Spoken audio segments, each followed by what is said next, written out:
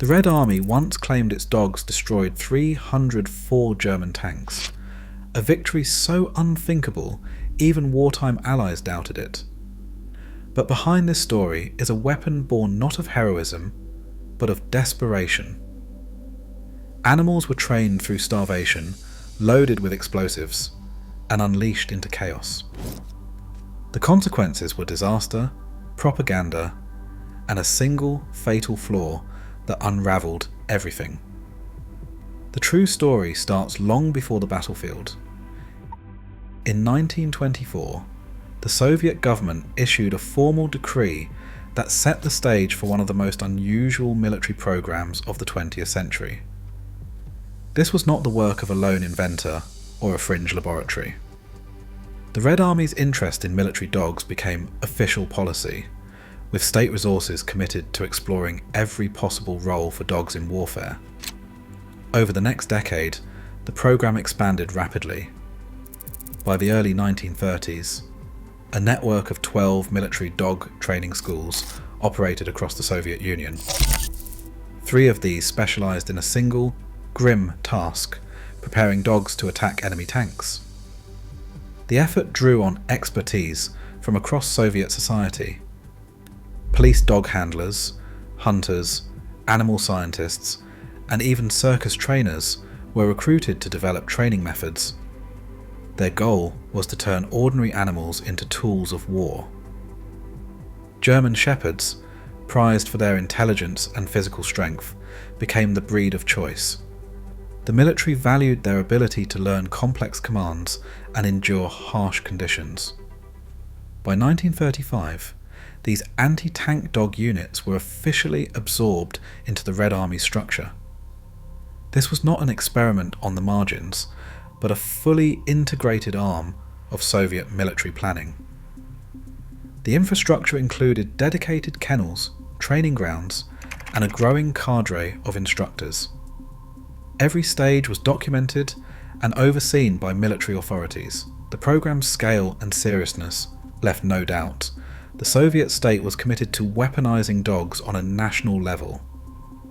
What began as a policy soon became a system, preparing for a kind of warfare few outside the Soviet Union could imagine.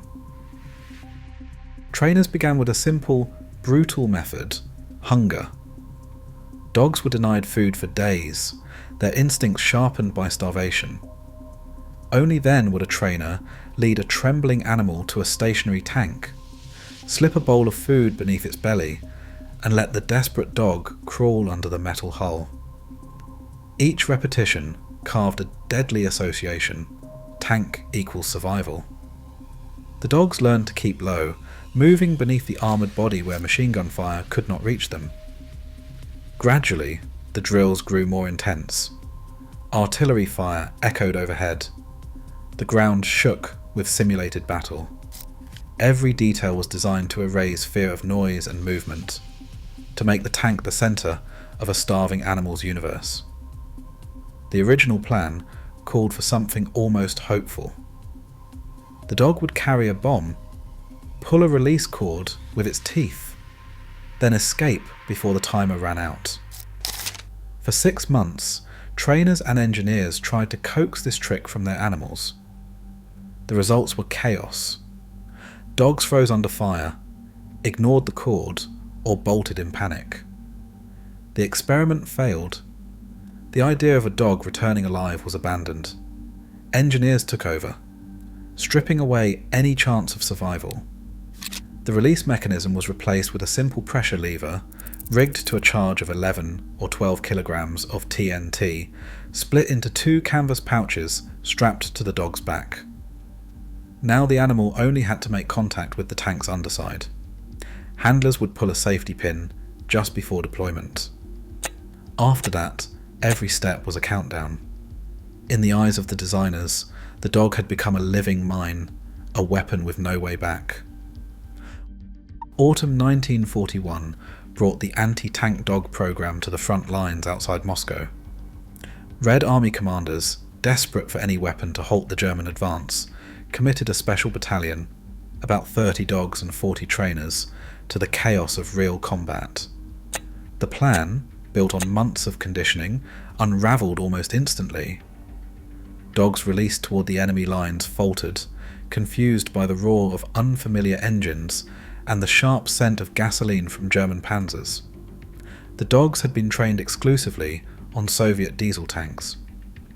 Their instincts, shaped by hunger and repetition, drove them toward the only smell they recognized: the diesel fumes of Soviet armor idling behind the lines. Letters from the front described the panic that followed. Some dogs refused to leave the trenches at all, terrified by explosions and gunfire. Others bolted back toward Soviet positions, explosives still armed. In the confusion, at least 6 detonations tore through friendly tanks and infantry, killing soldiers and trainers alike. The Red Army's own weapons became a threat to its lines. Officers watched as the animals they had starved and trained for months brought destruction not to the enemy, but to their own side. In the aftermath, trainers faced not only the loss of their animals, but the knowledge that a technical oversight, the fuel scent, had turned a weapon of hope into a source of terror. Some trainers, unable to continue, were removed or punished. Official reports blamed confusion and battlefield stress, but the letters home told a different story. A weapon designed in desperation, unleashed without understanding, and paid for in the lives of both men and animals. Soviet officials claimed that anti-tank dogs destroyed 304 German tanks during the war. The most celebrated story comes from the Battle of Taganrog in July 1942, where reports state that 56 dogs were unleashed against German armour, halting an advance and destroying several tanks. Soviet accounts describe this as a turning point, with the dog unit standing between the command post and the enemy. Yet when historians search German records from the same sector, there is little mention of tank losses caused by dogs. Wehrmacht war diaries list anti-tank guns, mines and air attacks, but rarely if ever cite dogs as the cause of armoured losses. The absence of German confirmation casts a long shadow over the Soviet numbers. Some Soviet trainers, faced with the chaos of dogs running the wrong direction or refusing to engage, tried to reframe the disaster. One sergeant, witnessing repeated failures during demonstrations, proposed using the dogs as a form of psychological warfare. The very sight of dogs approaching enemy lines, he argued, might cause panic or hesitation among German crews. But German adaptation came quickly. Orders circulated to shoot any dog on sight near the front. Tank crews learned to keep hatches sealed and to rely on high-mounted machine guns when possible. The most decisive response was the deployment of flamethrowers, an indiscriminate method that could clear entire fields of attacking dogs in seconds. Luftwaffe pilots too received instructions to strafe visible concentrations of dogs and handlers. Those rapid and decisive countermeasures removed any hope of surprise. The program, once shrouded in secrecy and hope, became predictable. German countermeasures neutralized any fleeting advantage, and the dogs, once seen as an unconventional solution, were now a known threat met with overwhelming force. The official tallies remained, but the battlefield had moved on, and the story behind the numbers grew more uncertain with every passing month. By 1942, the Soviet anti-tank dog program had reached its peak. Over 2,000 dogs were deployed to the front, each trained for a mission that left little hope of return. Wartime records show that new units continued to receive dogs, even as reports of confusion and friendly fire mounted. Despite mounting evidence of failure and the arrival of more reliable anti-tank weapons, the Red Army kept the program active through 1943 and into 1944. Operational use faded as the tide of war turned, and Soviet forces gained access to better technology. Yet the bureaucracy behind the project proved slow to change. Training schools continued to operate, and official dog training for anti-tank roles persisted until 1966. The weapon itself disappeared from battlefields, but the system that created it lingered for decades, long after its purpose was gone. The dogs paid the highest price, but the human cost ran deeper than official records admit. Trainers who questioned the program's cruelty or effectiveness risked far more than demotion. Archival notes suggest some were sent to labour camps for refusing to deploy the animals or for voicing doubts.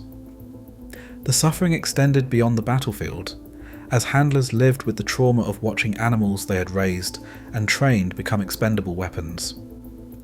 Modern animal ethics scholars call the anti-tank dog program a textbook case of instrumentalization, where living beings were reduced to tools of war and their welfare was disregarded for fleeting tactical hopes.